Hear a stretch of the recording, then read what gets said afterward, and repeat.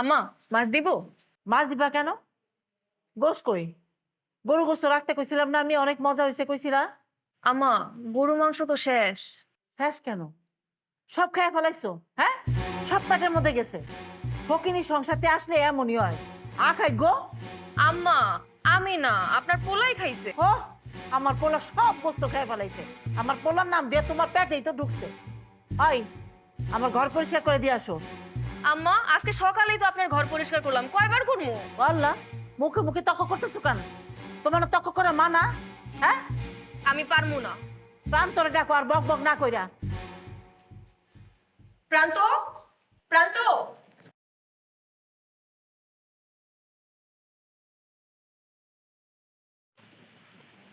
কি ব্যাপার কেসে মা? করে খাইতে বইছিলাম, তার বউরে কইছিলাম যে গরু গোস্তটা মজা হয়েছে একটু উঠায় রাখতে, তা না, সব উনার পেটে গেছে। ফকিনির গতে আনছস না, এই লেগে তো এই অবস্থা হয়েছে। মা সকাল সকাল তোমরা এইসব কি শুরু করলো? হ্যাঁ, মানে আমার শান্তি মতো খাইতে দিবা? কেমনে শান্তিতে খাইতে দেবো? গড়টা পরিষ্কার করতে কইছি, এইটুক কইছি কেন? আমার মুখে মুখে তর্ক করে। কার কেন মাত্রাই ছিল, এটা মনেও নাই। সারাক্ষণ আমার লগে লাইগা থাকে, আমারই খালি দোষ। আম্মা আমি তো আজকে আপনার ঘরটা পরিষ্কার করছি, কয়বার পরিষ্কার করতে হইব আপনার ঘর বুঝলাম না কিছু। আল্লাহ আল্লাহ আল্লাহ, লাগা মিশা কথা কইতেছি তোমার লগে? হ্যাঁ, আমি কি মিশা কথা কইছি? দেখছস আমার মিশাবাদী বানাই দিছে। তোমরা সকাল সকাল কি শুরু করছো বলো তো? শান্তি মতো খাইতে দিবা আমারে? খায়া যা অবাক, খায়া যা, ওই তোমার লাগা। প্রান্ত, প্রান্ত, আমি এই বাড়িতে আর এক মুহূর্তও থাকবো না। হয় তোমার মা থাকবে, নাইলে আমি থাকবো, নাইলে আমার বাবার বাড়ি দিয়ে আসো।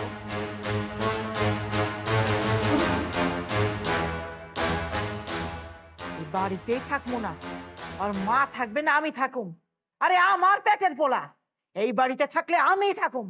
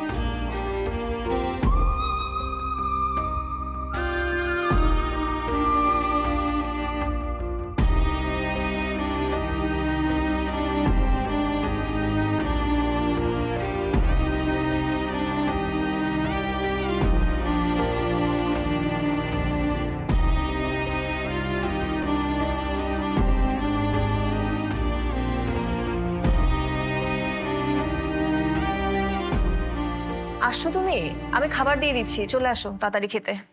মা কই? মা খাইছে? মনে হয়। মনে হয় মানে? এত বড় বাসায় কি অনেক থাকো নাকি? থাকো মাত্র দুইজন, কেউ আর খোঁজ খবর রাখো না? পারবো না, মন চাইলে রাখো, নাহলে বাবার বাড়ি দিয়ে আসো। আর কেমন ধরনের কথা বলতে? আমি কি একবারও তোমাকে বাপের বাড়ি যেতে বলছি? তাহলে এত প্রশ্ন কেন করতেছো? আমার যেখানে সাফোকেশন লাগে এটা তুমি বোঝো? সাফোকেশন লাগে? তা কি করলে সাফোকেশন কমবে?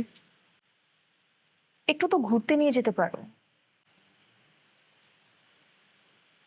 ঠিক আছে, মাকে রেডি হতে বল, তিনজন মিলে ঘুরে আসি, কিছু খেয়েও আসি।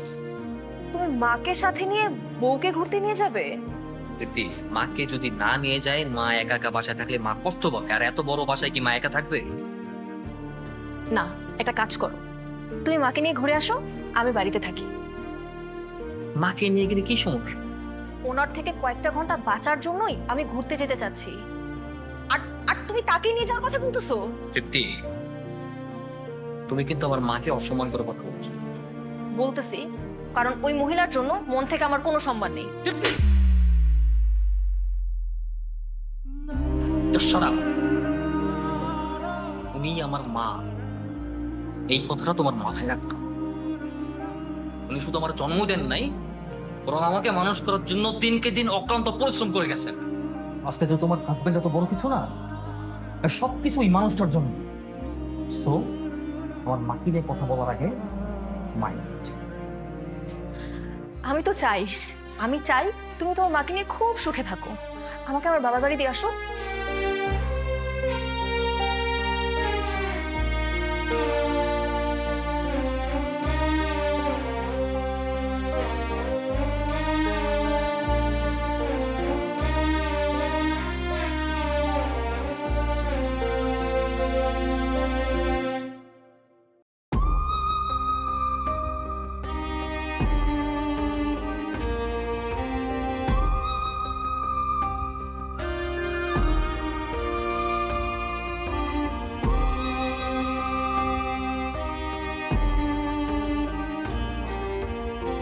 আমি আসি তাহলে। হুম, আর যেভাবে বলছি সাবধানে থাকবে। শোনো, মাকে বলে যাবে না। না না না, আমি এইসব বলতে পারবো না, আমার প্রচন্ড লজ্জা করে, বুঝছো? হ্যাঁ, hello sir. Yes sir, I am coming. Okay. Pranta কই? খেয়া যায় নাই? না মা, বললো কি যেন একটা জরুরি কাজ আছে।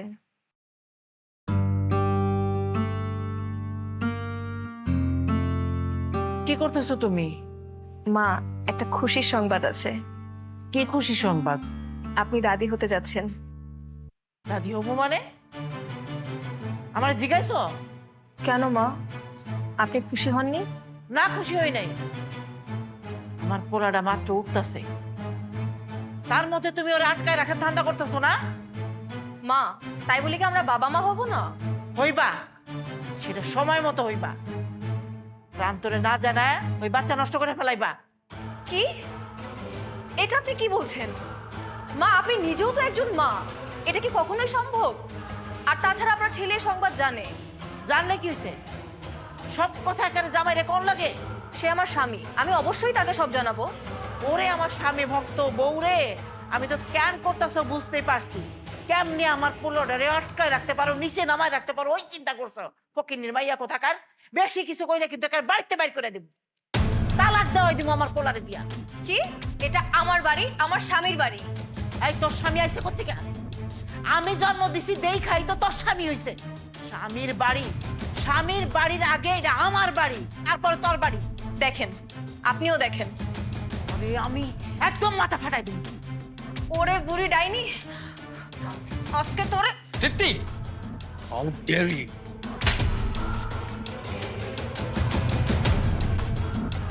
মা চলো। খবরদার, আসলে একদম গলা কেটে ফেলবো। মা চলো তো। আসো আসো।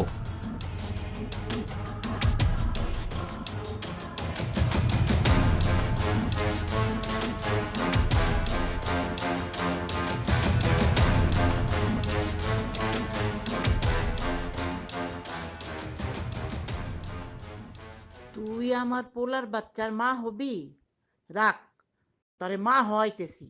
আমি বাচ্চা থাকতে তুই কখনো মা হইতে পারবি না। এই বাচ্চা আমি নষ্ট কইরাই ছাড়বো।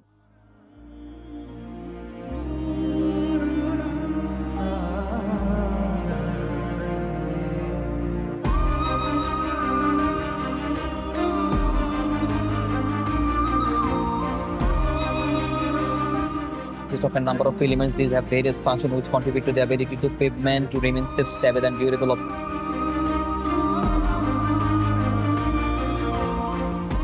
কি ভাই, রস খাইতে তো সবই পাইলেন, তবু তো আপনার মনে সুখ নাই। ভাই আমি আর কথা কইতে পারবো না, আমার আর পরের সময় আপনার লগে পরে কথা কব না ভাই। হ্যাঁ, the pavement durable.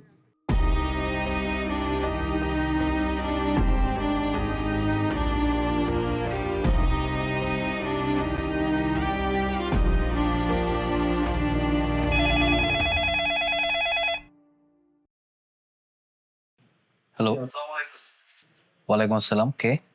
জি প্রান্ত সাহেব, আমি ডক্টর বলছিলাম। আপনাকে আসলে ফোনে পাচ্ছিলাম না, তাই ভাবলাম আপনার অফিসের টেলিফোনে একটু কল দিয়ে দেখি, যদি আপনাকে পাই। Yes please. Sorry Pranta sir, it's miscarriage. For better next time. Tension করার কিচ্ছু নেই, আসলে সত্যি বলতে এরকমটা হয়। ওকে।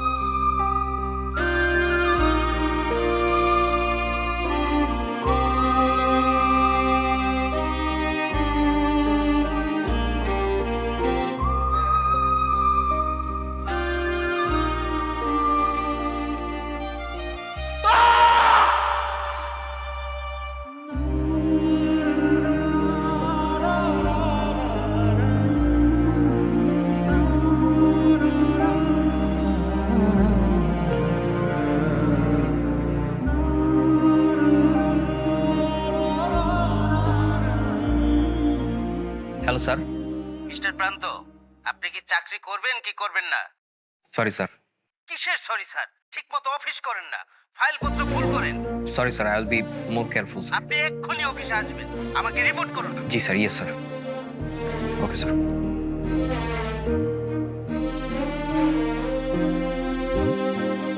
মা, আমি তোমাকে কিছু কথা বলতে চাই।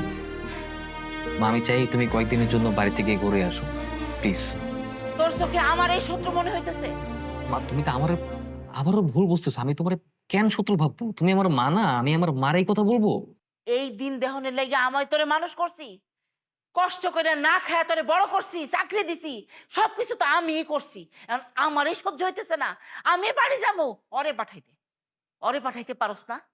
ওরে পাঠাস না কেন?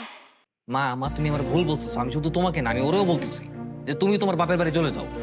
আমি আমি এই পুরো ঘরে কয়েকটা দিনের জন্য একা থাকতে চাই। Please please guys, leave me alone. কেমন সন্তান তুই? মারে সহ্য হইতেছে না? ঠিক আছে, আমি যদি তোর গুরুজন হয়ে থাকি তাহলে তোর বউর বিচার কর। তোর বউর বিচার না করে আমি কোথাও যাব না, তুইও কোথাও যাবি না। মা, আমি ওর বিচার কি করব? ওর রিপোর্টে অলরেডি মিসক্যারেজ আসছে, এর থেকে বড় বিচার আর কি হইতে পারে? কতবার কইরা কইছি সাবধানে চল, সাবধানে চল। আমার কোনো কথাই শোনে না। কি করব আমি? এই জন্য তো এই অবস্থা হয়েছে। ছি ছি ছি ছি ছি ছি, একটা মানুষ কিভাবে এত মিথ্যা কথা বলে? আপনি কি মানুষ? ও না, আপনি তো মানুষ না, আপনি একটা খুনি। আপনি আমার সন্তানের খুনি। আপনি যদি খুনি না হতেন, আপনি বলতেন না প্রান্তকে না জানিয়ে আমার বেবিটা মিসক্যারেজ করতে। আপনি তো চান না আমার সন্তানের দুনিয়াতে আসুক। কি অন্যায় করেছি আমি মা? আপনার ছেলেকে বিয়ে করাটা কি আমার অন্যায় হয়ে গেছে? আজকে যদি একটা বড়লোকের মেয়ে বিয়ে করাইতেন তাহলে হয়তো এরকম করতেন না। আপনাকে আমি ছাড়বো না, কথাটা মনে রাখেন। কি করবি তুই আমার? হ্যাঁ, এতক্ষণ ধরে আমার কথা কয়ে যাইতেছে আর তুই দাঁড়ায় দাঁড়ায় দেখতেছস। কি করবি তুই আমার? কি করবি তুই আমার? যদি প্রয়োজন হয় আপনার আমি মারবো। আমি ছেড়ে দিব, তোরে আমি ছেড়ে দিব।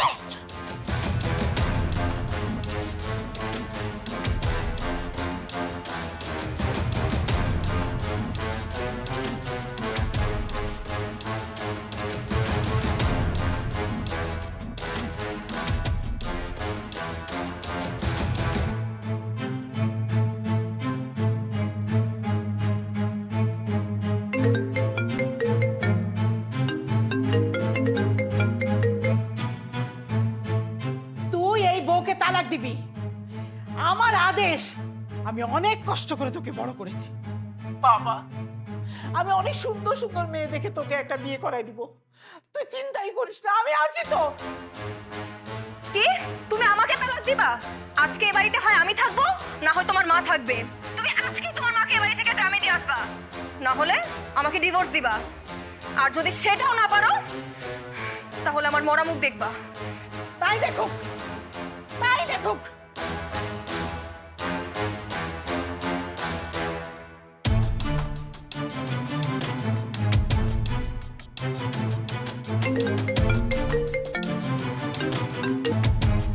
ভাই, আপনারা এই মহল্লা ছেড়ে দিয়েন দয়া করে। আপনার মার আর বোর এই কাহিনী এইভাবে আর নেওয়া যাচ্ছে না। ঠিক আছে, রাখি।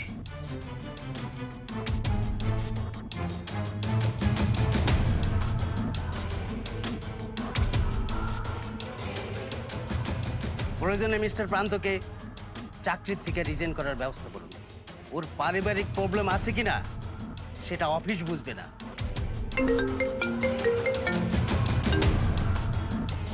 প্রান্ত, কই তুই? এই তাড়াতাড়ি বাড়িতে যা। এইসব তো পারিবারিক ব্যাপার, তুই যে শেষ কর না।